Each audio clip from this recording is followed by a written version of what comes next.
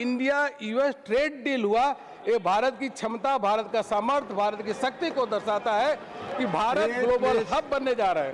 Please sir आज inflation, उधर वाले बैठे हैं, जरा मैं बताता हूं, उधर वाले बैठे हैं, जरा आपको लोगों की बारे में जरा थोड़ी भी समझ हो तो अगर ये फ्री ट्रेड एग्रीमेंट हुआ है तो एमएसएमई, छोटे छोटे उद्योग हैं, उनको कितना बड़ा लाभ होने वाला है, कितना वो एक्सपोर्ट करने वाले हैं, यह सीधे सीधे एम्प्लॉयमेंट से जुड़ता है। सर अगर इन्फ्लेशन देखें सर, तो इन्फ्लेशन भी सर हम सबको मालूम है, इसी सदन में खड़े होकर के कांग्रेस के वित्त मंत्री कई बार बोलते थे कि we are trying to curtail the inflation rate, हम पूरी मेहनत कर रहे हैं, लेकिन जितनी बार बोलते उतनी बार इन्फ्लेशन बढ़ता चला जाता। इनके समय जो महंगाई दर जो था इन्फ्लेशन, वह 9.49% था, अब जाकर के 2% से भी कम महंगाई रेट है। यह प्रधानमंत्री जी की नीतियां, प्रधानमंत्री जी को उपलब्धि है। सर जब हम रोड ट्रांसपोर्ट की बात करते हैं, चूंकि आपने कहा कि सभी मंत्रालयों से जुड़ा हुआ ये बजट होता है, तो सभी मंत्रालय, हम कुछ मंत्रालयों की चर्चा कर देते हैं। सर जो रोड ट्रांसपोर्ट है सर, इसमें कल्पना करिए, इनके समय 31,302 करोड़ रुपए, अब जाकर के 3,09,873 में 10 गुना रोड ट्रांसपोर्ट में यह मोदी सरकार एलोकेट कर रही है, यह उपलब्धि है। और इसी के कारण, अरे दिग्विजय जी, इसी के कारण आप एक्सप्रेस वे पे चलते हैं, इसी के कारण वंदे भारत ट्रेन पे चलते हैं, इसी के कारण नए नए एयरपोर्ट बने हैं, इतना पैसा एलोकेट हो रहा, तो आप लोग ही आनंद ले रहे हो सबसे दी, और आप लोग तारीफ नहीं करो, बड़ी बात तो है। सर अब हमारे शहरी जो आवासीय एवं शहरी मंत्रालय सर, इसको भारी भरकम बजट दिया गया है, 85,522 करोड़, इनके समय 1,486 करोड़ रुपए होता था। इसका मतलब है कि जो प्रधानमंत्री जी चाहते हैं कि हमारे हर गरीब के पास मकान होना चाहिए, 4 करोड़ मकान बन गए, लेकिन वो चाहते हैं कि कोई भी गरीब देश का ऐसा न बचे जिसके पास उसका आशियाना न हो, उसका घर न हो। इस बात को यह प्रतीत होता है कि 85,000 करोड़ का बजट इसलिए अलॉट किया गया है कि सभी गरीबों के पास मकान रहे। एक गरीबों को आश्वस्त करने के लिए इतनी बड़ी बजट इसमें रखी गई। सर रेलवे के संबंध में, सर रेलवे तो सर एक तरीके से कहिए तो रेलवे के जो नई नई ट्रेनें चल रही सर, और जिस प्रकार से पटरियों में उनका नई पटरियां भी बन रही, चौड़ीकरण भी हो रहा सर। और रेल के क्षेत्र में सर कल्पना करिए सर, आपके समय यूपीए के समय 2013-14 से सर केवल 26,000 करोड़ रुपए में क्या करेंगे।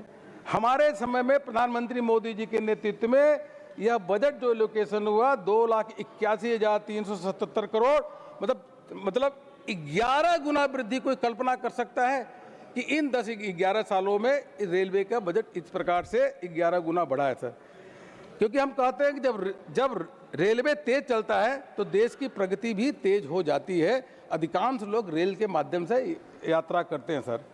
सर इस बजट में 7 हाई स्पीड रेल का चलाने की, उनका विकास करने का घोषणा हुई है। यह आर्थिक प्रगति में एक तरीके से 4 चांद लगाने का काम करेगा सर। डिफेंस के क्षेत्र में सर हमने सब देखा, सब ऑपरेशन सिंदूर के अंदर हमारे ही देश में बने हुए हथियार, हमारे ही देश में बने हुए मिसाइल किस प्रकार से जाकर के पाकिस्तानी में तबाही मचाने का काम किया ऑपरेशन सिंदूर में। और रक्षा क्षेत्र में बजट है सर, पहले 2,53,000 करोड़ रुपए इनके समय में होता था, अब 7,84,000 करोड़ रुपए, और पिछले बजट से इस बजट में देखेंगे तो भी 15% की लगभग बढ़ोतरी की गई है सर। किसान हमारा अन्नदाता सर, और अन्नदाता से बढ़कर के कहें तो वो राष्ट्र निर्माता ही है। सबसे अधिक अगर लोग काम करते हैं तो कृषि क्षेत्र में ही काम करते हैं सर, उसमें भी 4.5 लगभग 5 गुना उसमें फंड का एलोकेशन बढ़ाया गया। किसान सम्मान निधि सर, एक बार आपने लोन वेवर किया और उसको बार बार कई साल उसको बोलने का काम किया कि हमने लोन वेवर किया। यह तो प्रधानमंत्री जी हैं, मोदी जी हैं, जिन्होंने अपने खजाने से, सरकार के खजाने से प्रधानमंत्री मोदी जी ने 4,09,000 करोड़ रुपए सीधे किसानों के अकाउंट में दे दिया है। इसलिए किसान उनको अपने मसीहा के रूप में देखता है। आपके यहाँ भी किसानों को मिल रहा होगा।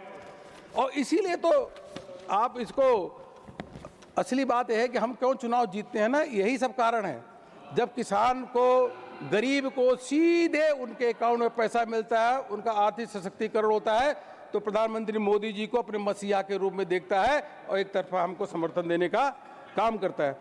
और इसका नतीजा सर, कई कृषि योजना, कई प्रकार के जो हम कृषि को प्रोत्साहन करने की योजनाएं ले आए, उसका नतीजा देखिए सर।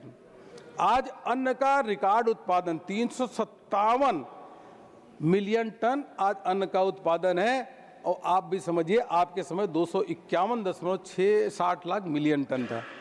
चावल का उत्पादन सर, चावल का उत्पादन 150 मिलियन टन है और विश्व में नंबर 1 है। दूध का उत्पादन नंबर 1 है। मछली के उत्पादन में 140% की वृद्धि हुई है। पशुधन में 195% की वृद्धि हुई है। हॉर्टिकल्चर क्षेत्र में 362 मिलियन टन का उत्पादन हुआ है। सभापति महोदय, इसी सदन में कांग्रेस की सरकारें केवल खाद्य सुरक्षा की बात करती थी। आज मोदी जी के नेतृत्व में देश वैश्विक कृषि नेतृत्वकर्ता बन रहा है, जहां किसान की आय और ग्रामीण अर्थव्यवस्था सशक्त हो रही है और एक साथ चल रही है सर। सर एक चीज मैं जरूर बताऊंगा सर, ये मनरेगा के बारे में इन्होंने बहुत शोर मचाने का काम किया। मनरेगा सर, मनरेगा के बारे में कि सरकार उसका बजट खत्म कर रही है, मनरेगा को खत्म कर दिया, पैसा उसको नहीं दिया गया, नीचे इतना भ्रम फैलाने की असफल कोशिश की, क्योंकि जमीन में तो कोई जना लोग इनकी बात को न सुन रहे थे न एक्सेप्ट कर रहे थे। लेकिन सर जी राम जी का के बारे में जब इसमें हमने देखा बजट में सर, और आप सबने भी देखा हो, तो आपने तो मनरेगा के लिए 33,000 करोड़ रुपए 2013-14 में देते थे, केवल 33,000 करोड़ रुपए। हमारे इस बजट में अगर देखें तो पिछले साल 88,000 करोड़ रुपए था, इस बार 42% बढ़ा करके 1,25,000 करोड़ रुपए जी राम जी के लिए निर्धारित किया। क्योंकि जब मोदी सरकार है, प्रधानमंत्री मोदी जी कहते हैं कि जो हमारे कृषक श्रमिक हैं 100 दिन के जगह 125 दिन उनको हम काम करने का अधिकार दे रहे हैं, और ऊपर से जो उनको काम नहीं देगा पेनाल्टी भी लगाने का काम कर रहे हैं, तो बजट भी उसी प्रकार से बढ़ा है। अब आपकी कांग्रेस के और विपक्ष के लोग सुन ले, आपकी बोलती नीचे बंद हो गई है, क्योंकि ये बजट में इतना बड़ा एलोकेशन है। अब जाके आप समझाओगे तो कृषि श्रमिक दौड़ा लेगा आपको। इसलिए मेरा सलाह है कि आप नीचे जाकर के मनरेगा की बात मत करना। ये जमीनी आपको हकीकत, जमीनी हमको ग्राउंड रियलिटी समझा रहे सर। जल जीवन मिशन में ठीक है, पिछले बार थोड़ा कम खर्च हुआ क्योंकि यूटिलाइजेशन नहीं आया होगा, लेकिन इस बजट में 67,670 करोड़। भाई आप ये बताइए, आप किस नैतिकता के आधार पर प्रश्न कर रहे हैं? देश की आजादी के बाद नल से जल केवल 3 करोड़ घरों में कांग्रेस पहुंचा पाई थी। केवल 3 करोड़ घरों में मोदी जी के नेतृत्व में 12 करोड़ घरों में नल से जल पहुंचाने का काम किया। आप किस नैतिकता से प्रश्न कर रहे हैं भाई? ये समझ में नहीं आ रहा है। अपने गिरवान में झांकिए जरा। हाँ, ये समझ ही नहीं रहे। हम विश्व की चौथी अर्थव्यवस्था बन चुके हैं सर। एमएसएमई के बारे में जरूर बात करूंगा सर। मैं एमएसएमई के सेक्टर के लोगों से बात हो रही है, इतने प्रसन्न है सर, इतने खुश है वो कि जो इस बजट में 10,000 करोड़ रुपए का एमएसएमई ग्रोथ फंड क्रिएट किया गया, number 1। Number 2, trade receivable discounting जो सिस्टम है उसके माध्यम से यह सुनिश्चित किया गया कि उनको पेमेंट तुरंत मिल जाएगा, उनकी जो क्रेडिट अपना वर्किंग कैपिटल हो और मजबूत होगा। तो वो लोग काफ़ी इसको जो ट्रेड रिसीवेबल डिस्काउंटिंग सिस्टम को जो अनाउंसमेंट किया है जेम से लिंक करते हुए, यह बहुत बड़ी घोषणा है और बहुत बड़ा कदम है, क्योंकि 7 करोड़ 20 लाख रजिस्टर्ड एमएसएमई है, जो देश में सबसे अधिक दूसरे नंबर एम्प्लॉयमेंट को देता है तो एमएसएमई है सर। ऐसे इनकम टैक्स में भी सर, इनकम टैक्स में बहुत सारे लोगों को, आम जनमानस को लाभ हो। पिछली बार जब 12 लाख रुपए तक का इनकम टैक्स छूट दिया गया तो उसको बहुत प्रशंसा हुई है, उसका लाभ इस साल में भी मिल रहा है। ऐसे कई इसमें और भी घोषणाएं की गई है कि जो हमारा जो पहले, जैसे उदाहरण के रूप में अगर किसी का असेसमेंट होता है उसमें टैक्स और पेनाल्टी लगाई जाती है, तो पेनाल्टी पे ब्याज लगने वाला अमाउंट जो है फर्स्ट अपील का जब तक का उसका निर्णय नहीं आएगा उस पर किसी प्रकार का वह ब्याज नहीं लगेगा सर। ऐसे TCS ऑन एजुकेशन सर 5% के जगह 2% किया, लाखों विद्यार्थियों को इसका लाभ मिलने वाला है। कुल मिलाकर के हम ये कह सकते हैं सर, इस बजट के माध्यम से ईज ऑफ लिविंग और ईज ऑफ डूइंग बिजनेस दोनों के लक्ष्य को सुनिश्चित किया गया सर। यह बजट प्रधानमंत्री मोदी जी के उस विश्वास को साकार करता है, विकसित भारत कोई सपना नहीं बल्कि सुनियोजित संकल्प है। एक ऐसा भारत जो आत्मनिर्भर भी है, समावेशी भी है, विश्व के लिए विश्वास का केंद्र भी है।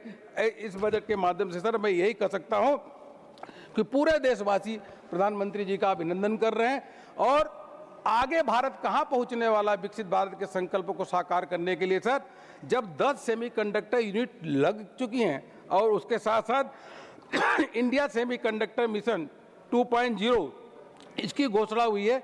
डेडिकेटेड रेयर अर्थ कॉरिडोर जो उड़ीसा, केरला, आंध्र प्रदेश और तमिलनाडु में इसकी शुरुआत हो रही है। और यह सर एक तरीके से कहिए कि जो हम कभी सोचते नहीं थे कि ये भारत को भी करना चाहिए, भारत को भी इस दिशा में बढ़ना चाहिए था, यह प्रधानमंत्री मोदी जी के नेतृत्व में इन सब क्षेत्रों में, चाहे सेमीकंडक्टर मैन्युफैक्चरिंग यूनिट हो, डेडिकेटेड रेयर अर्थ कॉरिडोर हो, और चाहे इसके साथ साथ अन्य क्षेत्र हो, उसमें बहुत तेज गति से काम हो रहा है। मैं पुनः देश के यशस्वी प्रधानमंत्री जी का हृदय से अभिनंदन करता हूं। सभी देशवासी उनका अभिनंदन कर रहे हैं और माननीय वित्त मंत्री जी का भी ढेर सारा अभिनंदन करता हूं इतने अच्छे बजट देने के लिए। बहुत बहुत धन्यवाद। धन्यवाद। सुश्री Sushmita Dev ji. Thank you, sir. As I stand to speak on the union budget of 2026-2027, I would like to thank my party. And I have been listening to Honorable Member of Parliament from the BJP who just spoke. But what is important about this budget, sir, is not what this budget is actually addressing. What is jarring to my ears and to the common man of this country are the issues on which this budget is silent. The second thing which is glaring to my eyes is huge loopholes when it comes to the data that the Honorable Finance Minister is depending on to tell us about growth, poverty elevation, etc. Last but not the least, sir, which we have been saying for the last 4 or 5 years, that discrimination and disparity in the way you treat the states cannot, under any circumstances, ensure the growth of India as a nation. So, some examples of manipulation of data. 9 consecutive budgets Honorable Finance Minister has presented, matching the number of budgets that Honorable Member, former Finance Minister, Mr. Chidambaram has presented. It is history, no doubt, but it is also history that the first time in this nation, a Finance Minister has given us 6 budgets without a census. So, Raja ko pata hi nahi इस देश में प्रजा कितनी है और उस प्रजा की हालत क्या है. The question I ask myself that now that the census data, the census work has started, sir, and they're talking about digitization and self-enumeration, I want to ask the government that if you were planning on self-enumeration, then what is the reason that you did not start the census where people of India could have sat in their homes during the pandemic and given you the data and the census would have started? It is a shame that a Finance Commission of India, which devolves funds to the states on the basis of population, has been working without a census for 6 years. So secondly, we hear about 25 crore people who have been pulled out of the multi-dimensional poverty over a decade. If that is true, I'm very happy, sir. But I would like to ask for a clarification from the Honorable Finance Minister of India that Niti Aayog, the think tank, is it a fact that to declare someone non-poor, one of the indicators that have been included in the index is Jan Dhan account, and 23% of the Jan Dhan accounts are inactive, sir. In the Lok Sabha, they have said 13 crores out of 56 crores accounts are inactive. So why should we believe that 25 crore people have been pulled out of poverty? Sir, GDP, हमको बड़ा गर्व होता है जब वहां से आंकड़े आते हैं 7.4 ये वो. So why is the IMF questioning our base here? We have seen different PIB releases that the Vishwanath Goldar committee report is yet to out, where they are recommending 2022 and 23 as the base year. So unless there's a calculation on that basis, why should we believe on the GDP and growth data of the country? We are told we are the fourth largest economy ranking, but at 166 out of 128 in per capita income. 5 trillion economy was supposed to happen till 25, but a research report of the SBI says it's a distant dream till 28. Sir, silence of the finance minister. आप इस budget को युवा शक्ति की बात करते हैं, आंकड़े दीजिए कि कितनी युवाओं को आपने रोजगार दी जब से मोदी जी की सरकार बनी है. सर, मुझे दुख होता है कहने में that the CMIE data shows a dismal record of employment. The PLFS data shows only 1 in 2 graduates are employable. Sir, Assam government तो ढिंडोरा पीट रही है कि हम 2 लाख 1.5 लाख सरकारी नौकरी दे रहे हैं. Whereas we have seen that boasting of government jobs cannot solve the problem, sir, of unemployment unless there's a growing private sector and huge private investment in any state. I take pride in the fact that in the report card that Honorable Chief Minister of Bengal has given to every household of Bengal says that in her tenure, unemployment in Bengal went down by 40%, sir, 40%. Sir, inequality. This budget speech is silent on inequality, whereas the scathing report of the World Inequality Report 2026 tells us India is one of the highest in the world, and 100-year high means worse than the colonial era. So the rupee is falling. Modi ji क्या कहते थे मनमोहन सिंह जी को रूपी के बारे में, उसको बोलने की जरूरत नहीं है, जो बार बार पीछे ताकते हैं. सर, हर घर जल. I have a simple question. On 1st February 2024, when an interim budget was announced by Honorable Finance Minister, she allocated 70,000 crores because Prime Minister Modi had said Har Ghar Jal from the Red Fort. It is shocking that soon after the general elections are over in 2014, the central government simply retracts their commitment. After state, every state sits with the central government and makes an action plan.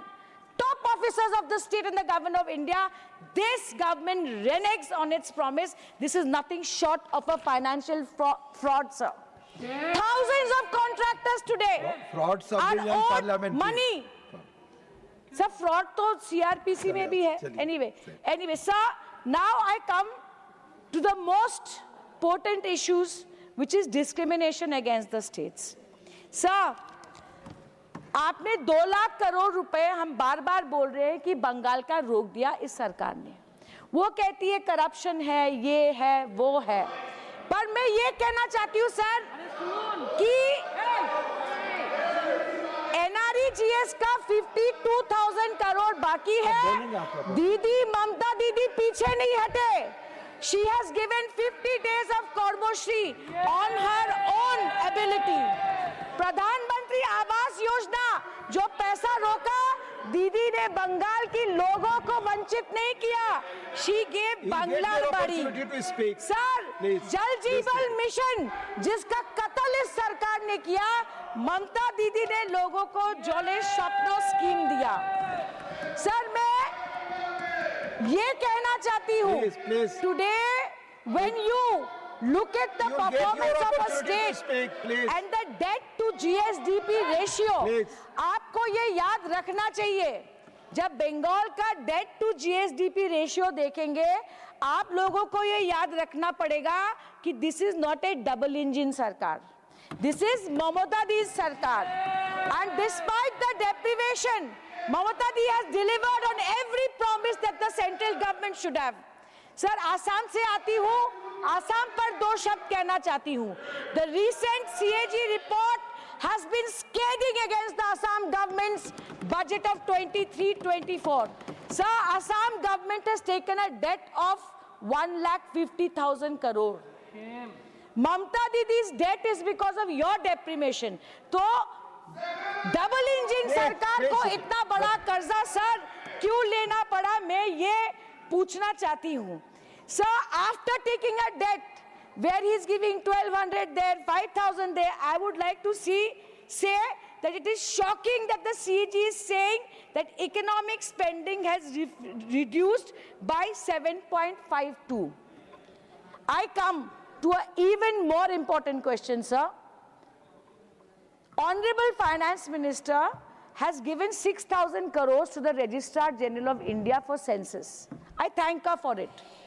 But what is worrying me is, along with the census is written NPR. NPR is a precursor to NRC. A NRC that after 1,600 crores was spent by the Registrar General of India, it was a biggest disappointment and a useless and futile exercise that the Home Minister of India milked for election after election, but till today we don't have a solution. मैं सरकार को कहना चाहती हूँ, the backdoor NRC that you're doing through SIR is going to backfire on you. And I want the ministers, this government to say, कितने घुसपैठिए पकड़े आसाम और बंगाल में, आंकड़े जरूर बताइएगा. इन्हीं शब्दों के साथ सर आपका धन्यवाद करते हुए मैं अपना वक्तव्य खत्म करती हूँ. Honorable Sri P. Wilson, please. Honorable P. Wilson. Thank you, Deputy Chairman, sir. Dr. Ambedkar said, the test of a good government is not how much revenue it collects, but how it spends it and whom it benefits. And this budget would be Dr. Ambedkar's worst fear. It doesn't benefit the farmer, the worker, the graduate, the entrepreneur, and certainly not the states. It buries the federal spirit of our constitution. We are told this is a budget for Viksit Bharat. Nothing can be further from the truth. The government projects a nominal GDP growth of 10% with a total expenditure of 53.47 lakh crores and a fiscal deficit target of 4.3%. Chairman, sir, we are all very concerned with India's debt trap, which is on a deadly spiral. India's debt has risen to rupees 215 trillion, approximately 56% of the GDP, and there is no clear plan in place even after 16 years of BJP rule to reduce debt. There is no denying that debt is an engine for growth, but debt has to lead to income, expansion, or capacity building. You cannot be borrowing to pay your earlier debts, with interest payments accounting for nearly 1/4 of union government's expenditure and around 40% of the revenue receipts for 26-27. The government seems clueless on how to escape this debt trap. The Honorable Finance Minister has spoken about the fiscal consolidation, but is there any real progress? The fiscal deficit is projected to dip only slightly from 4.4% of GDP this year to 4.3% next year, and the centre's debt GDP ratio to 55.6% from 56.1%.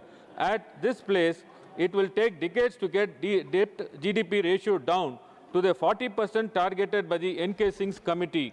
The BJP loves to attack Tamil Nadu government on its debt, but at least our Honorable Chief Minister, Dravida model government, is borrowing to build schools, hospitals, roads, things that would lead to tangible benefit. I don't see that with the union budget. Sir, the entire nation is very concerned about this trade deal with the USA that Capitol Hill is rejoicing, but we are yet to hear about this in detail from Raisina Hill. First of all, we are very unhappy with the abject surrender to US. India is a proud nation and civilization. This weaponization of tariff should have pressurized the government into submissions. Secondly, how we have welcomed to $500 billion of American exports in 5 years. The total US-India bilateral goods trade was just $132.13 billion in 2025. Now you have committed to purchasing $100 billion every year from America. Who consumes this? Which domestic products do the US goods replace? We have seen media reports that we are eliminating our reducing tariff on US-made industrial goods, foods and agriculture, but the US will continue a 18% tariff on textiles, leather goods, organic chemicals, goods originating from India. Is this fair? Why we have agreed to this obviously one-sided trade deal that will cause irreparable hardships to our domestic manufacturers and farmers? The impact of US tariff on the textile industry in India, especially Tamil Nadu, is terrible. Far from compensating them for the loss suffered over the past few decades due to this abrupt tariff that saw exports being put on hold, the new trade deal's uncertainty is adding to the stress. One of the Prime Minister's pet scheme is Atmanirbhar Bharat. I hope the BJP government remembers this slogan and the lion they proudly unveiled as a symbol for Make in India. As a ferocious lion become a pet cat in front of US, what happened to our Indian-made goods? Sir, the union government has to disclose the specifics to this August House and to the nation so that the farmer, the business owner, the entrepreneur knows how to plan this business in the coming years. Sir, India has one of the highest tax rates in the world. The continuation of the dual tax regimes with the differing exemption limits, rates and rebate structures has increased confusion rather than clarity, particularly due to the denial of marginal relief under the old regime and lack of special relief for senior citizens under the new regime. The withdrawal of saving links deduction is discouraging long-term savings and burdening taxpayers who made commitments based on the earlier incentives. Procedural inefficiencies persist, including long timelines for rectification, condemnation and disposal of petitions, both in the Income Tax Act and GST, causing hardships through delayed relief and coercive recoveries. Sir, the union needs to create more benches of IT-AT and GST-AT and appoint more members. Businesses cannot spend years before courts with uncertainty. If the cases are decided one way or other, they may make provisions for liability and move on. But uncertainty kills the business. Sir, at this time, I want to ask the union government through this August House, what happened to all tax evaders who fled abroad, who you promised to bring back to India and collect the arrears? They are still enjoying life abroad, whereas taxpayers' money is used to waive off the loans of their companies. Now, let us look at the infrastructure, which the government probably calls the crown jewel of this budget. They announced 12.2 lakh crores for capital spending, 3.1 lakh crores for roads, 2.8 lakh crores for railways, and big promises of new economic regions. It sounds impressive, but the real question is simple. Where is the execution? Years after years, projects don't even spend the full money allocated. However, this budget keeps pouring money into flashy mega projects like the bullet trains and freight corridors while ignoring basic sustainable city planning schemes like Amrut and smart cities get no fresh funding, just extensions. And let us talk about the fairness. This infrastructure push is becoming anti-federal and politically biased. The Honorable Railway Minister claims Tamil Nadu railway allocation has increased 7.5 times since 2014 compared to UPA regime and repeats as if it is doing us a favor. But look at the reality. The national railway budget has grown 25 times since 2014, while Tamil Nadu gets only 7.5 times.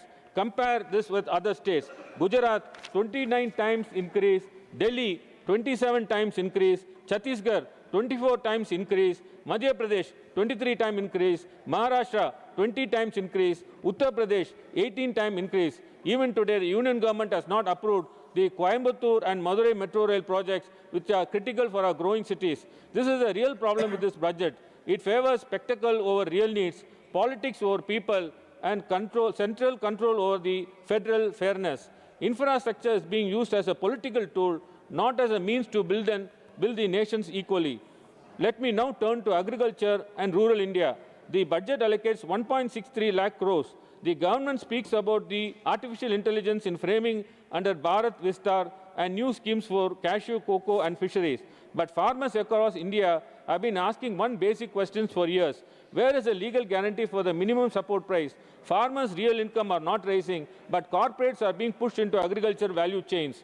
MSME, which actually create more jobs, are left behind. This budget lacks the specific announcement that the MSME industry is expected. I request the creation of the emergency relief fund to protect MSME from the natural disaster, pandemic, and foreign force measures like tariff. Manufacturing jobs are still stuck at 12% of the total employment, yet there is no serious labor reform or skill-to-job plan. Health gets 1.06 crores with PMJ at 9,500 crores and some drug duty cuts. These are far from enough. Funds under schemes like PM Abhim remain unused because of the digital gaps and planning failures. Trauma centers are promised, but access remains uneven. Gender and child welfare allocations fall short. The National Health Policy 2017 set a target of increasing total public health expenditure to 2.5% of GDP by 2025. Spending, however, remains at 1.7% of the GDP as per the Economic Survey 2025. Our Honorable Deputy Chief Minister, Mr. Udayanidhi Stalin, has been reminding the BJP for the last 5 years that Madurai AIMS has not been completed, and AIMS Madurai classrooms are operating from Ramnath districts. It looks like first batch of students graduating from Madurai AIMS would graduate without even looking at their campus. Spending on the health is not charity. You are investing in your citizens, and the country will reap the benefits. Education and youth are mentioned, but where are the jobs? Youth unemployment remains high, and internships are offered without any guarantee for employment. You promised 2 crore jobs which created every year. It has been 12 years. Where are 24 crore jobs created? You promised doubling farmer income, but you did nothing to increase this. Increase in inequality with top 1% holding 40% wealth. Sir, this budget on social welfare and the previous year budgets have shown an alarming neglect for the social welfare sectors. One thing is low allocations of even worse is the terribly low utilization of allocated funds. This budget has allocated 18% of expenditure to the social sector. Taken as a share of GDP, the social sector has received 2.5% lower than 2014-15 when this NDA government presented its first budget. In 2024 and 25, the latest year for which the actual spending data are available, social sector spending fell to an all-time low in a decade of 17% of total expenditure, with only rupees 7.7 lakh crores spent. The Ministry of Labour and Employment, which funds social security schemes for workers, such as pensions for the industrial workers, unorganized workers under the Pradhan Mantri Shram Yogi Mandan, and also for shopkeepers, retail traders, and self-employment person under the Pradhan Mantri Karam Yogi Madan, spent just over half of this budget. Everyone knows how much the BJP detests the word socialist in a preamble merely because of who put it there. But such consistent neglect of such social sector is catastrophic for India's less fortunate citizens. Sir, with regard to the increase in allocation for defense, I request the Honorable Finance Minister to focus on the human aspect of our armed forces.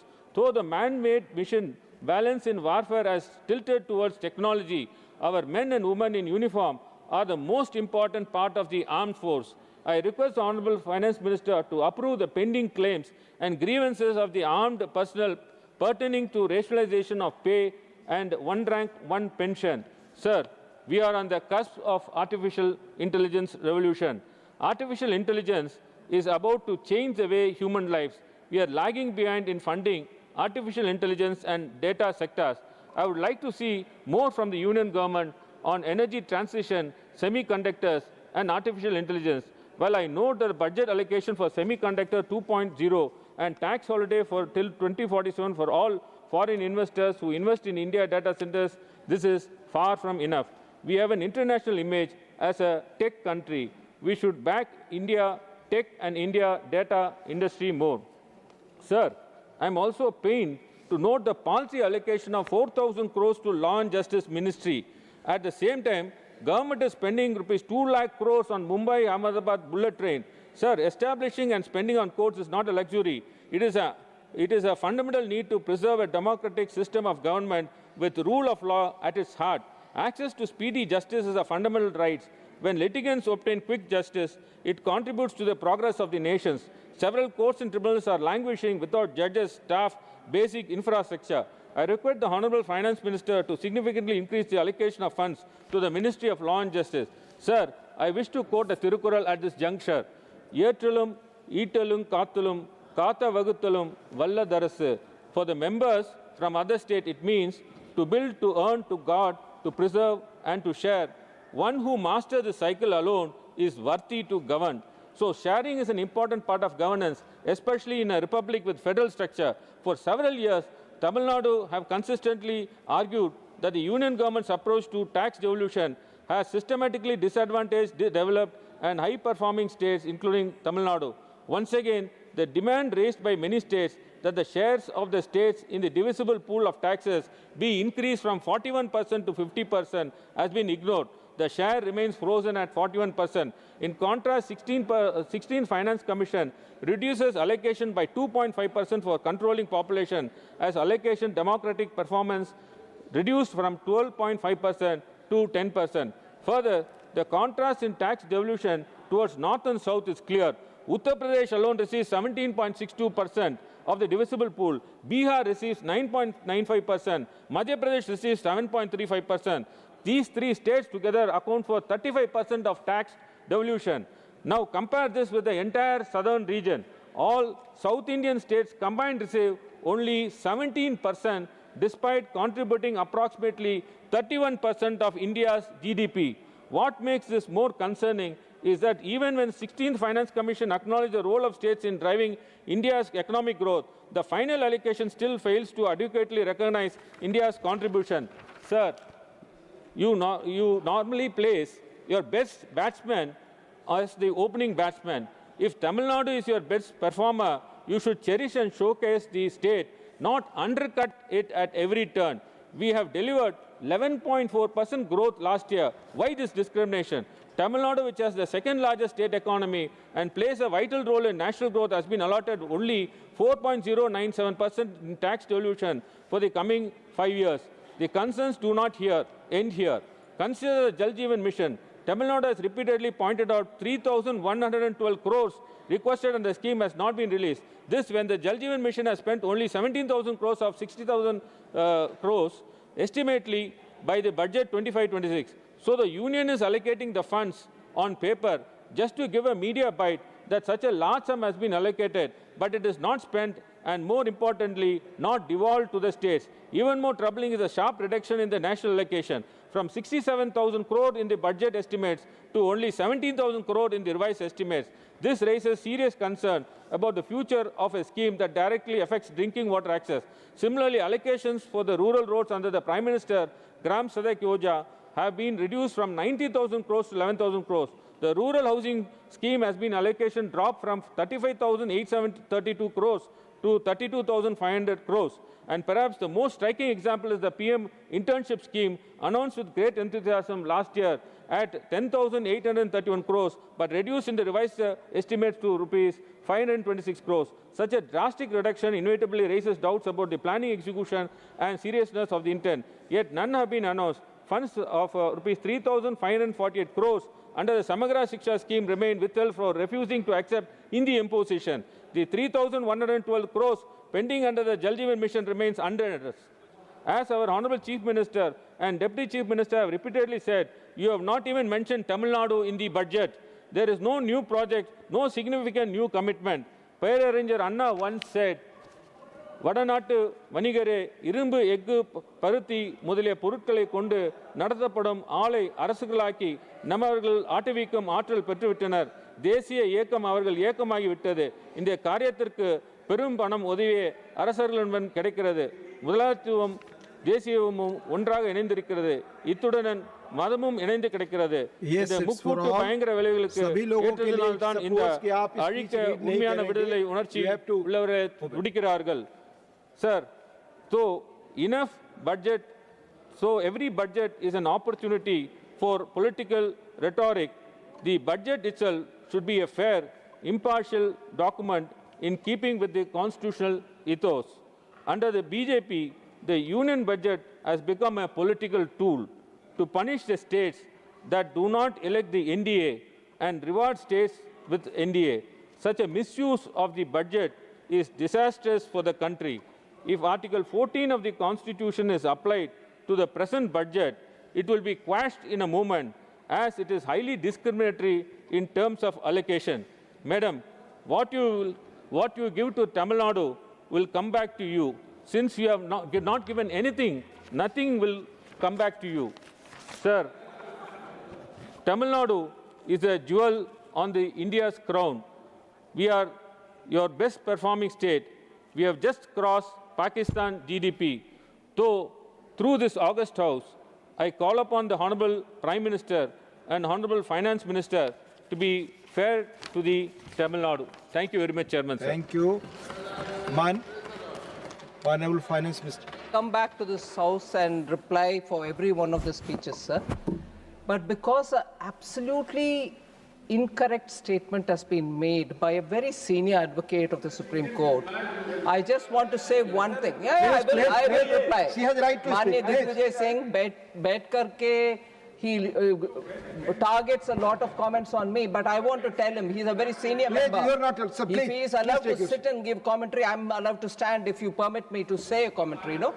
So, Honorable Member Wilson, among many other things that he read out rather than spoke, one thing stood out for me, sir. Tamil Nadu has no new projects given. Absolutely wrong. I'll just count at the tip of my finger 4 things, ready. What is the rare earth corridor? Is it not going to Tamil Nadu? Yes. Every district to get one girls' hostel is not for Tamil Nadu. Fishermen getting a benefit to go into the deep sea and also their products to be treated as an export if they go from the high sea to any other destination is not going to benefit Tamil Nadu.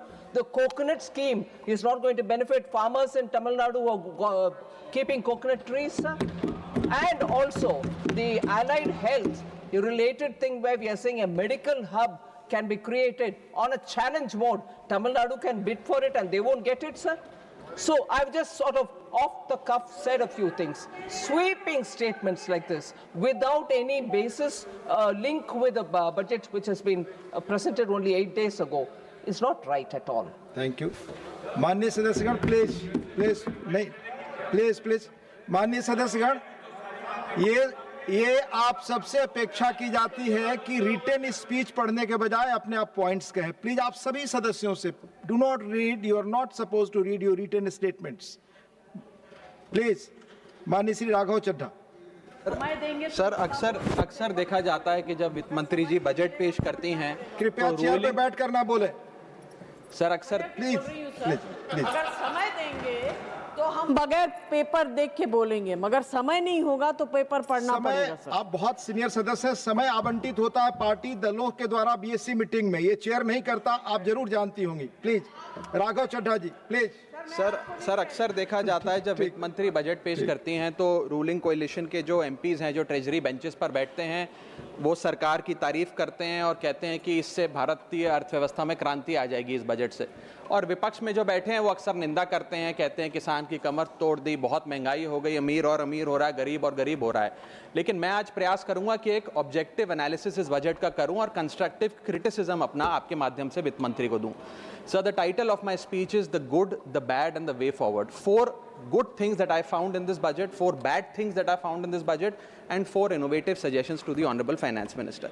So the first good thing that I found in the budget is that there was an increase in the STT for derivative trading. Usually सरकार की निंदा हुई इस विषय को लेकर, markets भी गिरी, लेकिन मेरा यह मानना है कि इस कदम से स्पेक्युलेटिव ट्रेडिंग यानी कि सट्टा ट्रेडिंग समाप्त होगी या कम होगी और रिटेल इन्वेस्टर जो 90% रिटेल इन्वेस्टर एफएनओ सेक्टर में नुकसान भुगतता है फ्यूचर्स एंड ऑप्शंस के चलते, जुआ खेलता है, उसमें आपको रिटेल इन्वेस्टर की प्रोटेक्शन का एक माध्यम बन सकता है. लेकिन मैं इसी के साथ साथ वित्त मंत्री जी को याद दिलाना चाहूंगा कि एसटीटी का जेनेसिस क्या है, एसटीटी का जन्म कब हुआ. एसटीटी हमारे senior colleague mister P Chidambaram जब फाइनेंस मिनिस्टर थे तो उन्होंने इंट्रोड्यूस किया and it was introduce to replace long term capital gain tax on equities. जब long term capital gain on equity 0 था तब एसटीटी को लाया गया कि वे एक सिंपल अपफ्रंट लेवी होगी ट्रेड्स पर regardless of profit and loss.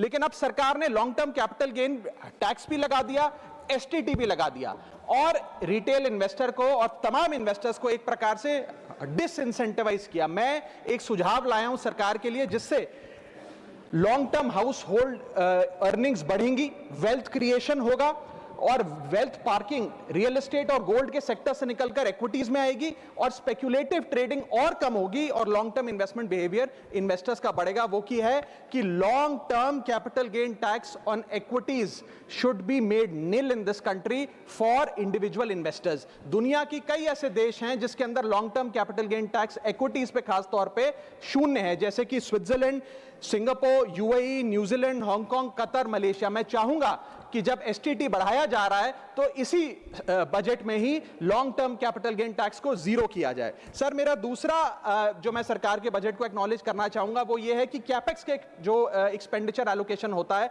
उसमें एक बढ़ोतरी देखी गई। जहां वित्तीय वर्ष 18-19 में मात्र 3 लाख करोड़ कैपेक्स था, वो इस वित्तीय वर्ष में 12 लाख करोड़ तक पहुंचा है, which is 4.4% of the GDP, which is a good step. It will have a multiplier effect and it will prioritise asset creation. लेकिन इसके साथ साथ सरकार को 5 साल में क्या कैपेक्स वो कौन कौन से क्षेत्रों में खर्चा करने जा रही है उसका एक ब्यौरा देना चाहिए ताकि प्राइवेट सेक्टर भी इस कैपेक्स के खर्चे को मैच कर सके। Sir, third thing which we found in the speech of the finance minister is that there was a relative restraint in making budgetary announcements for election bound states. अक्सर वित्त मंत्री का भाषण सुन के आप बता सकते हैं कि कौन से राज्यों में चुनाव होने जा रहा है। इस स्पीच में उन्होंने थोड़ा सा रिस्ट्रेंट एक्सरसाइज किया, जिसे मैं एक्नॉलेज करता हूं। और आखिरी अच्छी चीज जो इस बजट में नजर आई वो ये था कि एनआरआई की इन्वेस्टमेंट लिमिट में एनहांसमेंट हुई। लेकिन मैं बता दूं कि जब एफआईआईज ने, फॉरेन इन्वेस्टर्स ने, फॉरेन पोर्टफोलियो इन्वेस्टर्स ने इस देश के बाजार से पैसा निकाल लिया और पिछले एक वित्तीय वर्ष में 23 बिलियन निकाला, तब जाकर सरकार जागी और सरकार ने एनआरआईज के लिए इक्विटी मार्केट का दरवाजा खोलकर उनकी इन्वेस्टमेंट लिमिट को 5% से बढ़ा दिया।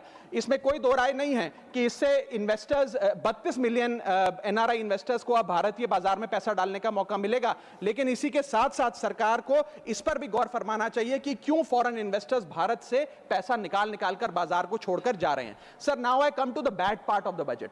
First thing is the debt to GDP crisis. सरकार ने और डेट लेने के लिए, कर्जा लेने के लिए इस बजट में फॉर्मूला ही बदल दिया। पहले सरकार डेट जब लेती थी तो ओल्ड एफआरबीएम रूल्स के तहत 3% ऑफ जीडीपी तक का फ्रेश डेट लेती थी। इस बजट में सरकार ने उस फॉर्मूले को बदलकर कहा कि टोटल सरकार का डेट जीडीपी का 50% होगा और उस सीमा में हम डेट लेंगे। यानी कि they want to play on the denominator effect. For example, एक साल बजट अगर हमारा जीडीपी 12% से ग्रो करता है तो उस साल सरकार खूब सारा डेट लेके सरकार पे कर्जा लाद सकती है, जो कि फिस्कल डेफिसिट 4.5-5% तक भी पहुंच सकता है। सर, इसी के साथ साथ मैं बताना चाहूंगा कि आज सरकार कहती है कि हमारा डेट टू जीडीपी रेशियो 56% है, लेकिन ये गलत है क्योंकि बहुत सारे ऑफ बैलेंस शीट आइटम्स हैं जिसे सरकार डेट में दिखाती ही नहीं है, जैसे कि FCI bonds, OMC bonds, fertiliser, NHAI, NFSS, यानी कि तमाम तरीके के ऐसे कर्जे हैं सरकार के ऊपर जो सरकार अपनी बैलेंस शीट में नहीं दिखाती है। सर, मैं सरकार को आपके माध्यम से यह रिक्वेस्ट करना चाहूंगा कि देश का कर्जा और कैसे ना बढ़े इस पर काम करें, ना कि और कर्जा लेने के लिए हम जीडीपी और डेट टू जीडीपी के फॉर्मूले के रेशियोज बदलकर और पैसा कर्जे पे ब्याज पर लेने का प्रयास करें। सर, दूसरी दिक्कत जो इस बजट में नजर आई वो ये थी कि इनकम टैक्स स्लैब में चेंज नहीं हुआ।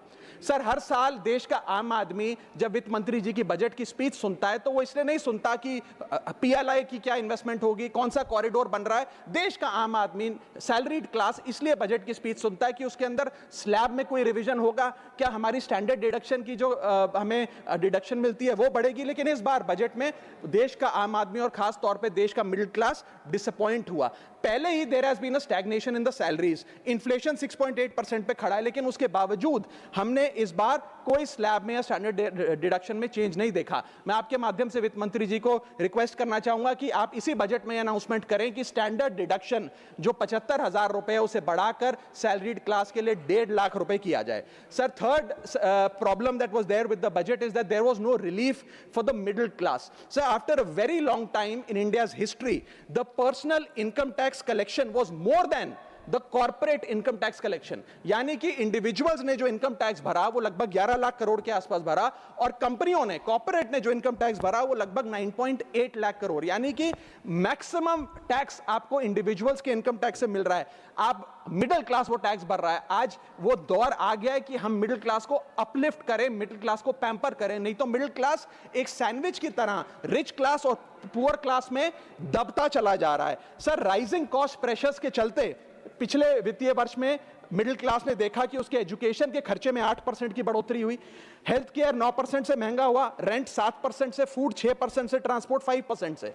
मेरा रिक्वेस्ट यह है माननीय फाइनेंस मिनिस्टर से कि वो इनकम टैक्स में रियायत देकर या तो मिडिल क्लास को कोई रिलीफ दें, और अगर इनकम टैक्स में रियायत नहीं दे सकती हैं तो उसकी सेविंग्स और इन्वेस्टमेंट्स पे उसको बेनिफिट दें, उसे इंसेंटिव्स दें कि वो ज्यादा बचत करे, ज्यादा वेल्थ क्रिएशन कर पाए। Sir, fourth problem in this budget that I found was the budgetary allocation to health, which is low and which certainly needs a relook. Sir, आज हमने अपने टोटल गवर्नमेंट एक्सपेंडिचर का 2% हेल्थ को allocate किया है, लगभग 1 लाख करोड़ के आसपास। नेशनल हेल्थ पॉलिसी 2017 बताती है सर, और सरकार का ये अपना ऑब्जेक्टिव रहा है, गोल रहा है, that spending on public health should be 2.5% of GDP. आज हम 2026 में खड़े हैं, हमारी पब्लिक हेल्थ पे स्पेंडिंग मात्र 0.5% ऑफ जीडीपी। हम अपने लक्ष्य से कोसों मील दूर हैं। जहां यूएस में 18% ऑफ जीडीपी हेल्थ केयर पे खर्च होता है, यूके में 12%, जर्मनी में 13%, स्वीडन में, नेदरलैंड में, डेनमार्क में, जापान में, स्पेन में 10% ऑफ जीडीपी खर्च होता है, क्योंकि वो देश जानते हैं कि जान है तो जहान है। लेकिन हमारे देश में मात्र 0.5% ऑफ जीडीपी हम अपने हेल्थ पे खर्च करते हैं, और इसके चलते आलम यह है कि सरकारी अस्पताल में अगर आप चले जाइए, which is called the backbone of India's healthcare, वहां पर आपको पुरानी जर्जर बिल्डिंग मिलेंगी, मैसिवली अंडरस्टाफ्ड हॉस्पिटल मिलेगा, ओवरवर्क डॉक्टर मिलेंगे, पॉपुलेशन के हिसाब से बेड नहीं मिलेगा, जांच के लिए मशीनें नहीं हैं, दवाइयों की कमी है, और अगर इलाज की, ऑपरेशन की डेट मिल भी जाए तो वो डेट इतनी दूर होती है तब तक मरीज चल बसता है। Sir, the reality is that covid made us realise, and it was a wake up call for India's public health infrastructure, and I want to ask the house today, are we prepared, god forbid, if there were to be another pandemic or another big sort of raging pandemic in this country, and the answer to that is no। और private अस्पतालों की sir हालात ये हैं कि अगर आज आपको प्राइवेट अस्पताल में इलाज करना पड़े तो आपको लोन लेना पड़ता है, अपने घर के गहने, अपना रियल एस्टेट एसेट बेचकर पता नहीं कितने हजारों लाखों लोग हर साल भारत में गरीबी रेखा के नीचे चले जाते हैं, क्योंकि उन्हें एक हेल्थ इमरजेंसी के चलते प्राइवेट अस्पताल में इलाज कराना पड़ता है। सर, जैसे वन नेशन वन इलेक्शन इस देश में लागू किया जा रहा है, वन नेशन वन टैक्स की ओर हम बढ़ रहे हैं, वैसे ही one nation one medical treatment की ओर बढ़ना चाहिए। सबको नंबर 1 मेडिकल ट्रीटमेंट देश में मिले, ऐसी व्यवस्था बननी चाहिए। सर, मेरे 4 सुझाव जो आपके माध्यम से मैं वित्त मंत्री को देना चाहूंगा। पहला सुझाव है, put all land and property records of India on blockchain. एक blockchain based land registry ledger बनाइए। पहले 10 मेजर राज्यों शहरों से शुरू करिए, महानगरों से और टियर 2 सिटीज से, जिस ब्लॉकचेन लेजर में हर रिकॉर्ड, हर सेल, हर म्यूटेशन, हर इनहेरिटेंस को एक डिजिटल रिकॉर्ड बुक में डाला जाएगा, जो एक ब्लॉकचेन लेजर होगा, जो टाइम स्टैम्प्ड होगा, टेम्पर प्रूफ होगा, 100% ट्रांसपेरेंट होगा, और रियल टाइम प्रॉपर्टी ट्रैकिंग आप उससे कर सकेंगे, जिसके चलते इंस्टेंट टाइटल वेरिफिकेशन होगा। आज सर, हमारा जो रियल एस्टेट का लैंड एंड प्रॉपर्टी रिकॉर्ड का जो बाजार है, उसमें अटर कियोस है। कियोस इसलिए है कि लोगों को रजिस्ट्रार के दफ्तर के बाद धक्के लग रहे हैं, दलालों ने उन अफसरों पे पूरी तरीके से कब्जा किया हुआ है, प्रॉपर्टी टैक्स में चोरी होती है, सर्कल रेट को एक्सप्लॉइट करके कैश में प्रॉपर्टियां खरीदी जाती हैं, फर्जी कागज, कब्जे, टाइटल डिस्प्यूट, न जाने क्या क्या चल रहा है, जिसके चलते आज 66% of India civil disputes are land disputes, 45% of properties lack clear title in India. India ranks 133 out of 190 in property registration efficiency. 48% of our properties are under dispute, and the average time taken by civil courts to resolve these disputes is 7 years.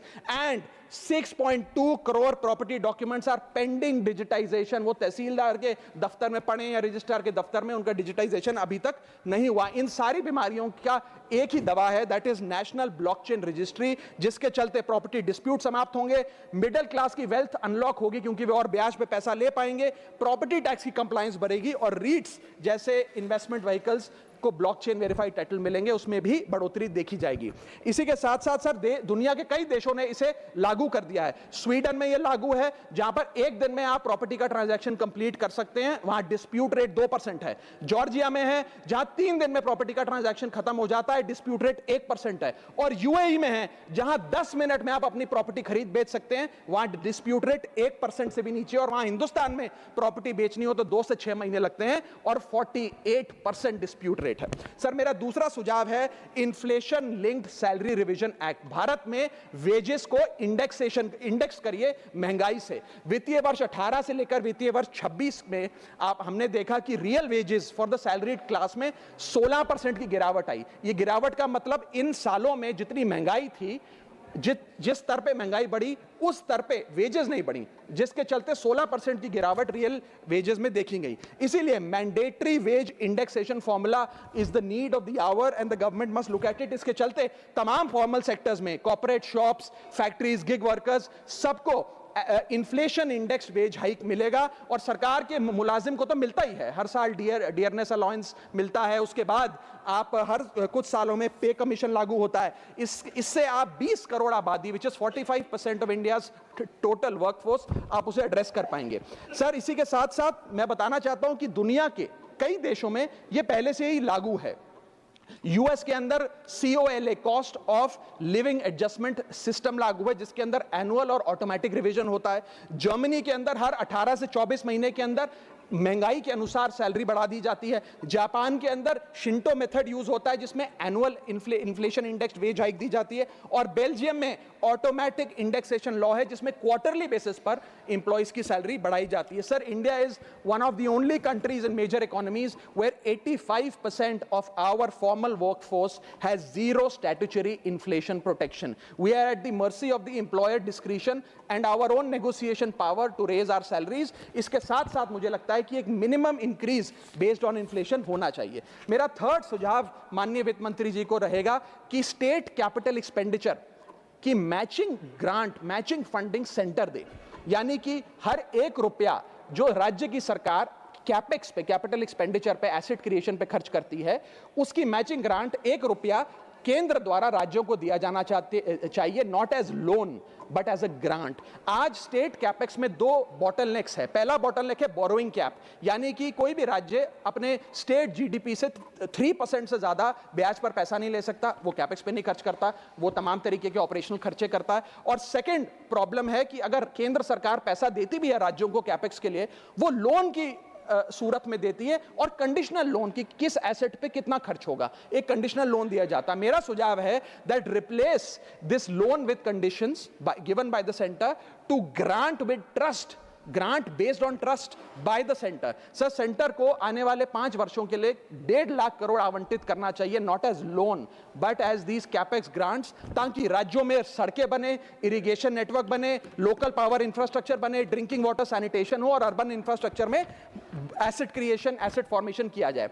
As not as loan, not on interest, not with principal and with no conditionality। अगर ऐसा होता है तो सबसे पहले तो state की balance sheet में this grant will not sit as debt, state की बैलेंस शीट सुंदर होगी, बेहतर होगी। दूसरा, खुलकर राज्य कैपेक्स पर खर्च कर पाएंगे। Third, it will be a high growth and a high job creator, एक ग्रोथ मल्टीप्लायर और जॉब क्रिएटर के तौर पे इसका इस्तेमाल होगा, क्योंकि हर 1 रुपया जो आप कैपेक्स पे खर्च करते हैं उससे भारत का जीडीपी 2 से 3 रुपए बढ़ता है in a span of 3 to 5 years। Cooperative federalism मजबूत होगा और साथ ही साथ states will become builders and not borrowers in the eyes of the centre. Sir मेरा चौथा सुझाव जो माननीय वित्त मंत्री जी के लिए है वो ये है कि legalise virtual digital assets as an asset class.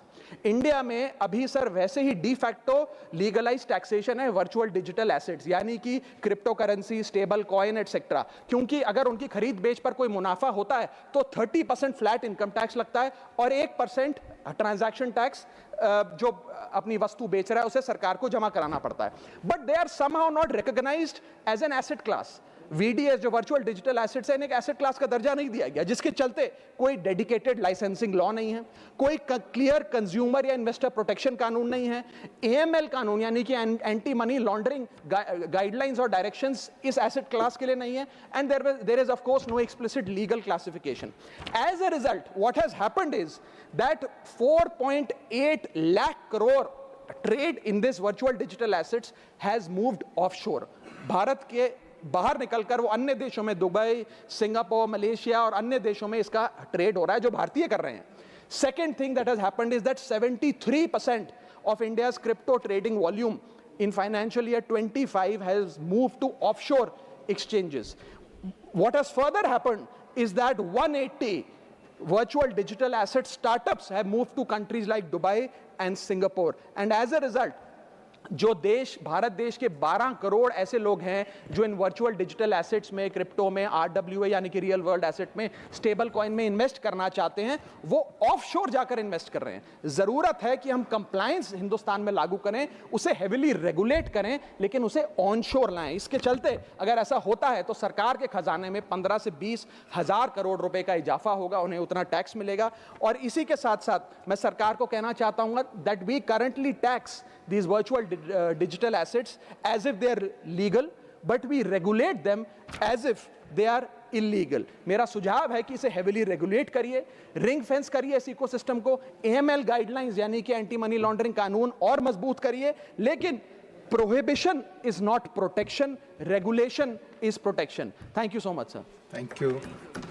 धन्यवाद माननीय राघव चड्ढा जी. माननीय श्री एस निरंजन रेड्डी, माननीय S Niranjan Reddy not present, please. माननीय श्री मुजीबुल्ला खान. धन्यवाद सर. मैं बजट के लिए बोलने के लिए खड़ा हुआ हूं. हमारे राज्य में और केंद्र में डबल इंजन का सरकार है, उनके बारे में एक छोटी सी शायरी बोलना चाहता हूं. क्यों वादा करके वो निभाना भूल जाते हैं, लगा के दिल में आग वो बुझाना भूल जाते हैं, रुलाते हैं वो हमें और मनाना भी भूल जाते हैं. आज ये जो बजट आया है, केंद्रीय बजट, उड़ीसा के लिए बहुत निराशाजनक है. खास करके मैं आदिवासी बहुल जिला से आता हूं. एग्रीकल्चर सेक्टर में उड़ीसा के लिए ज़्यादा कुछ नहीं दिया गया है बजट में. हमारे जिला में, नवरंगपुर जिला में ज़्यादा धान उत्पाद होता है, मक्का का उत्पाद ज़्यादा होता है.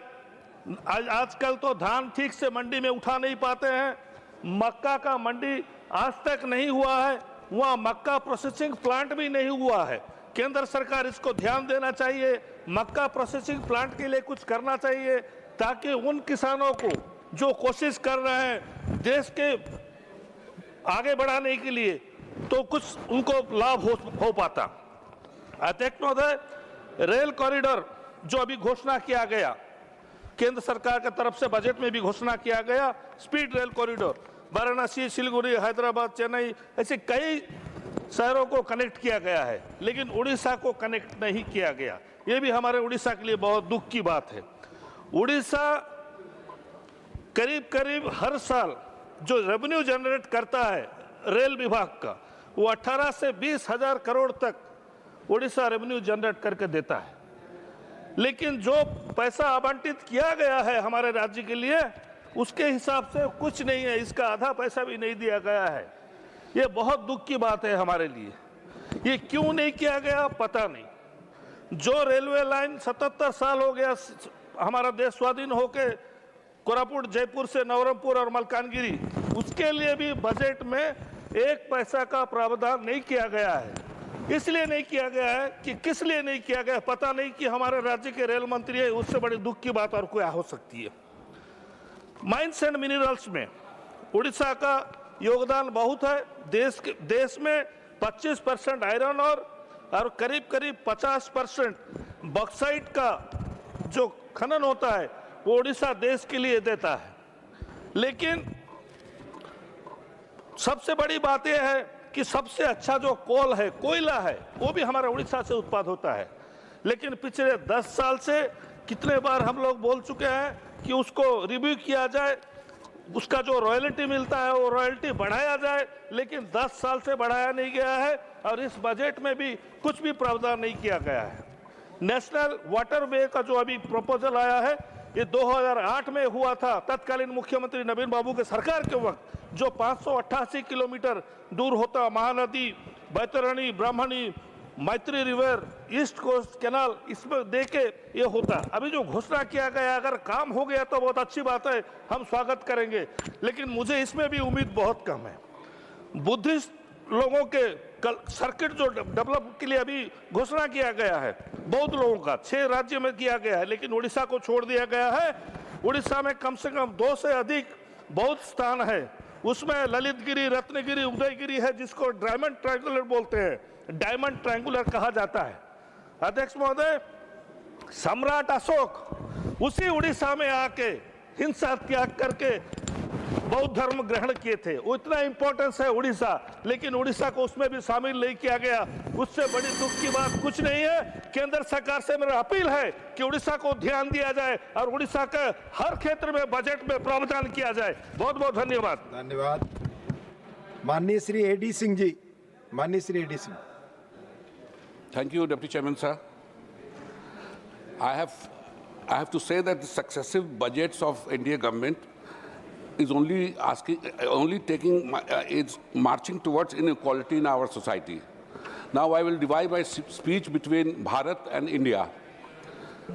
About 8 to 10% of the population of India, I will put it as of our country as India. और इसमें हमने देखा कि कैपिटल एक्सपेंडिचर में you going to put a budget of more than 12 lakh crore, and I do not understand who will benefit with this. It will not create any employment. It can only machines will be used to make it, and also only a few selected group will get this contract. Now coming to the revision of corporate tax in 2019, which was brought from 24 to 21, and in this we lost about 2 lakh crores a year, and there was this incentive was given to the private sector for investment. No investment was made except that they tried to clear their bank loans and other things. And also one thing is very sad, that I will come to Delhi, take a 50,000 crore loan, and after a few years, government will be very pleased to write it off. So in the last few years, I think government has written off 12 lakh to 15 lakh crores. So I do not know which direction this government is going. Now coming to Bharat, which consists of 92 crore people. ये जुमला जो हम लोग सुन रहे हैं विकसित भारत का, what efforts the government has tried to create some economic activity so that some purchasing power goes to this number of people. And government proudly says that I am giving 5 kilo anaj to everybody. I think this is the most insulting thing for every Indian who is receiving it. And further, I feel that corporate tax has to be revised. That money has to go to rural sector. We should take panchayats into confidence. Over centralization of this government is not required. And in fact, even the capital expenditure should be drastically reduced. And a major part of that should go for the strengthening the village and making rural roads, rural healthcare, rural education. And now coming, and even Manrega, the new Manrega, you are promised 125 days of the job. And the most peculiar thing is you are asking that 40% contribution should come from the state. And also you have put a provision that you will spend the money where you will like. This is this is something which should not be expected from the government. Now let us talk about agriculture and rural distress. Unfortunately, the Honorable Fertilizer Mantri ji is not here. We are doing everything to spoil the health of the soil in this country for the next generation, or not, or next generation, or maybe in the next 5 to 10 years. We are importing, we are using about 40 to 42 million tons of urea, which is absolutely not required for the soil. We are only making the soil poisonous, and today the requirement and the government should have slowly increased the price of the urea at least 10% every year to bring it at parity with other fertilizers. And today, urea bag of 50 kgs is for 260 or 65, something like that. And the next grade of fertilizer is from 1350 rupees to about 1800 rupees. So if the farmer is having less money, he puts extra bag of urea, which is actually only 20 to 30% of the urea goes in the soil. Either it contaminates the water inside the soil, or it goes in the air. So, and we spend a lot of money on the subsidy. So if we reduce the urea intake, which should be actually to 50 or 60%, that amount of money saved in subsidy could be given incentives to the farmer for crop diversification. And let the government be not very proud by saying that we are producing 150 million tons of rice. At whose cost? At the cost of the water in Punjab, Haryana, Western UP, which will someday bring all these lands into desert. So the policy for rural development should be farmer specific, plus the fertilizer use should be region specific, and all stress should be made how to create demand in the rural sector. Today we are very happy that we have made FTA from this country, that country. If there was a demand for 140 crore people, do we need to go and try to persuade these countries for a FTA? No. But the point is that there is no purchasing power because you have not created any economic activity for the rural poor. And in the last 12 years, no efforts have been made in this direction. So I'm sorry to say that we are heading towards a very unequal society, and we will. And we should also, last 1 minute, sir. We should also learn from Iran and Sri Lanka. Thank you, that marching towards a religious state. Dr. M. Thambidurai. Thank you, Deputy Chairman, sir. I express the views on the budget on behalf of my ADMK party and my leader, Edappadi Palaniswamy. The budget presented 26-27 presented by the Honorable Finance Minister. At the outset, I congratulate Srimati Nirmala Sitharaman ji on becoming India's longest continuously serving Finance Minister and presenting her 9th consecutive budget. Her commitment, clarity and dedication to the nation and appreciation, sir. Sir, I would like to recall the words of Mahakavi Bharatiyar.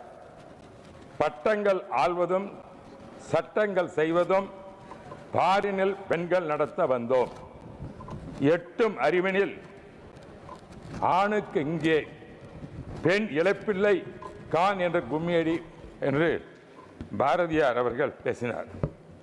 These powerful lines celebrates women's leadership and wisdom.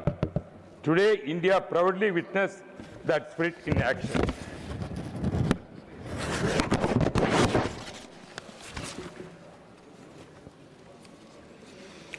Sir, the budget also gives strong emphasis to health and medical education. I take this opportunity to recall that when ADMK party was in power, under the leadership of Honorable Amma Jayalalitha ji, and later afterwards, Sri Edappadi Palaniswamy, Tamil Nadu witnessed remarkable welfare initiatives establishing 23 medical colleges in 4 years. 7.5% reservation for government school students in MBBS, then Amma canteens, Amma pharmacies, free laptops, bicycles, Pongal gifts, and many other people-centric schemes. Our leader, ADMK General Secretary Edappadi Palaniswamy, has welcomed this budget, stating that it strengthens the fiscal management, reduces deficit, and ensures sustained economic growth. The projected growth rate 6.5 to 7% in 2025, rising further thereafter, is encouraging despite global uncertainty. That the textile hubs of Tirupur, Erode, Karur will particularly benefit from the MSME protection measures, sir. Sir, Tamil Nadu is going to facing the 2026 election, sir. All the political parties, we are giving promises what we are going to present the budget. Same the central government promised so many projects, that projects they are implemented. Same way, sir, our election is coming in Tamil Nadu. Our party leader, Edapadi Palaniswamy, assured, as Prime Minister already announced many programs, coming elections also after winning that, he is going to give rupees 2,000 rupees per woman head family at the old age, every woman, sir. Old age pension from 1,000 to 2,000 rupees per month is being increased for the old age people. And also, sir, the students we know, they are studying higher education, are getting loans from the bank. They are not in a position. Therefore, this is now our Edapadi Palaniswamy promised this kind of loans government will bear. Sir, and also scheduled villages, all they will get the houses. Confine that yourself scheme, to the sir. budget of central And government. also,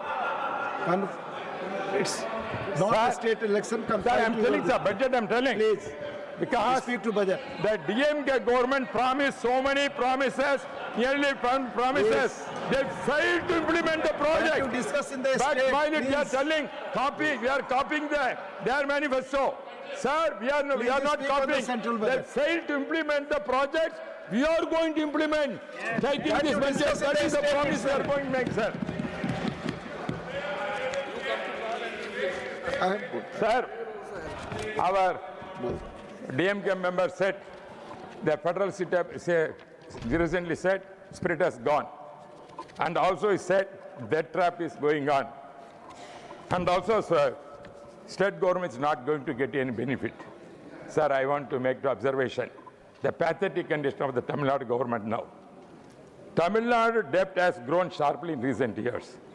Revenue deficit, the spending more than it earns in revenue is growing.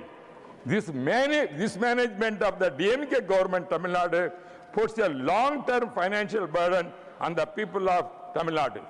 Sir, they promised the election, they won't put any taxes.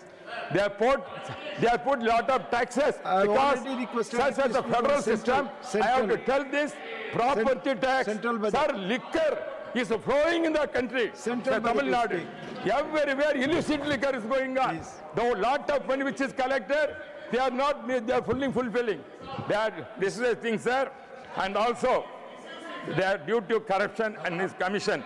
There is always not cost these words, overrun in please. government projects. It will not go on the record. The public, you know the rules. no, I'm telling, sir. Please. I'm taking that word.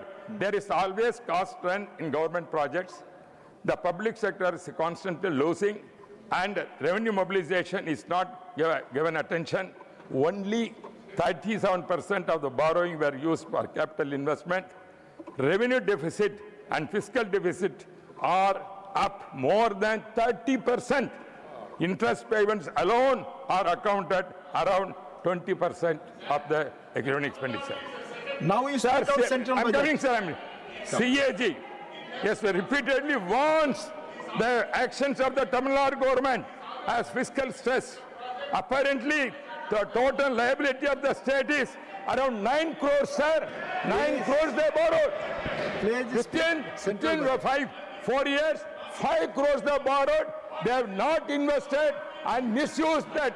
The people can, but Tamil Nadu, central government, Discuss central budget. central government borrowed lot of money. Sir. I am replying for that. They accuse central government, they have borrowed lot of money. Same thing I am telling is applicable to Tamil Nadu, Tamil Nadu also. They have borrowed, whatever borrowed, central government, they spend for the welfare of the people of India. But Tamil Nadu government, what they have borrowed, they have not spent for the Tamil Nadu people. They make a lot of burden. We have to face it, sir. Sir, sir, elections, when we are coming, sir, see. sir, the federal, sir, the We'll federal see setup, sir, sir, the I'm federal, requesting to speak on sir, this. please, sir, the diverting, sir, please, listen to me, sir. Double engine, they are telling double engine. Sir, India is a double engine economy. One is central government, another is state government. Without two engine, how can the government develop? When they are telling, our Narendra Modi is saying, we want double engine means, they are accusing, double engine means they are thinking that that is the single engine, ineffective engine, that is not performing. That is why central government engines are required. Sir, we are telling, sir, Edapadi accepting. Please speak. I have already pointed out. Only his speech will go to the accepting. Please. We need a double engine. Edapadi is taking the engine, first engine. State government is leading the, is going to lead government from election. now. Second engine is central government. It is going to support us. Therefore, all state government require double engine. That is the thing, and it's not a single engine cannot run. Therefore, they are accusing central government double engine. They are misleading the people. That in the federal setup, we are the House of Elders. We are the House of States.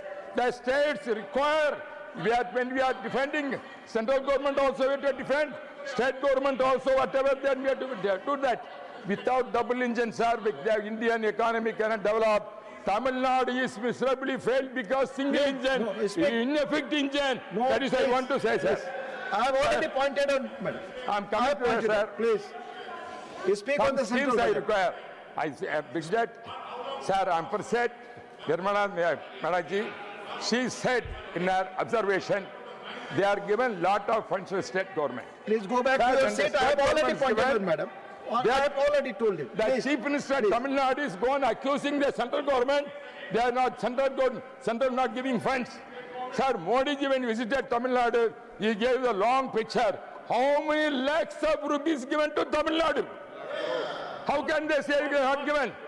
Now also the Wilson in speech what he said, that Tamil Nadu could not get the money. That is what, these are the things I want to make, sir. And also, my request, Railway Minister also here, higher early sanction of the new railway line from Puducherry to Bangalore. Your state, sir. Yes. Bangalore, the two ministers are here. That route will start from Pondicherry, Viluppuram, Thiruvannamalai, Krishnagiri, Hosur, Bangalore. Three states are going to benefit it. Puducherry, Tamil Nadu, Karnataka. Three states. Therefore, I am demanding that has to be fulfilled. Sir, same way the road, sir. I represent once, 5 times, Karur also. Therefore, expedite the implementation of the Chennai, Salem 8-lane project, Karur Coimbatore 8-lane project, and Karur 66-lane project. Sir, I am requesting the central government has to give that attention, sir. Sir, our Civil Aviation Minister is here, sir. I want to request him. Sir, what here the ministers, the members of DMK party and Chief Minister is going to start a new green airport also. But the... No, I'm telling you the point. Sir, the same minister, so one minister from Tamil Nadu, he says he don't want that project. That is what I'm telling. That is a double engine. One engine says they want the project. Here, the other engine of the same cabinet minister of Tamil Nadu government, they don't want the project then. What is the confusion we cannot understand? Therefore, that is the double engine. One engine says it wants the project here, DMK people there, now only demanding the project. But that's, sir, I want to mention the minister also name. Sakarapani is one of the honorable minister. Please, no, I'm telling, please. because you don't want the minister, you don't want the project. He says that civil aviation minister is here. What is the double engine? Sir, I want to request the honorable minister. There is already private Tejasta, one airport is there. I request to update that airfield and take over and fulfill the ambition of the Hosur people, Tamil Nadu people, to using the existing airport, private airport, taken over and then that is what, it won't affect the farmers. this is the thing, sir, I want to say. Thank you. Sir, I'm concluding. I'm concluding. Thank you. To conclude, sir, the Union Budget 2027 strikes a final balance between ambition and responsibility. It promotes growth without neglecting inclusion, encourages reform without compromising stability, and prepares India for a globally competitive future. Narendra Modi's ambition, that ambition is 2047. That's ambition, sir. The budget reflects the confidence in India's people and clarity in India's purpose. On behalf of ADMK party, the people of Tamil Nadu, I extend my support to this visionary document, and also 2026, ADMK is going to the power. Yadapadi Palan going to chief minister. He is going to implement whatever the central government is giving that money. We are probably not misusing the money like DMK government, which is misusing the money. The Tamil Nadu and Manya Srimati Sudha Murthy ji. Thank you, sir, giving me an opportunity to talk today. I would like to congratulate Madam Nirmala ji giving consecutive 9th budget. As an Indian, I'm very happy. As a woman, I'm very proud about that. Sir, I want to take the first a few things in the budget. She has given a lot of sanctions in the culture division, archaeology and culture, and development in that. I want to take the project Mausam forward. I request our archaeology department through this budget to have a conference of 39 countries in the particular place, Puri or Konark, where once upon a time people used to travel. We can call all 39 countries ambassadors or high commissioners. We can call all archaeology people from respective country, hold a conference which will showcase India's culture and what is India's cultural effect on their countries, and what we have learned from those countries. We should come out with a proper document. This document should be used for research, to be introduced in college, so that people should know what the trade routes were once upon a time and what we learned from that. This is one. Second thing is, I'm very happy about the she market, because women require a market, but with certain conditions. It should be, number one, self-sustainable. Number two, you should be in an area which is well lit. There should be enough space for lactating mothers and pregnant women. Number three, it should be in the easily approachable area so that you will get a lot more people to buy, and it should be convenient for women to come and do their business. The infrastructure she has increased by 1 lakh crore. I'm extremely happy. Sir, hostels, what she has asked, to build per district is really important, because I know what it is for a woman without a toilet. It makes a great difference for women if they have their own hostels.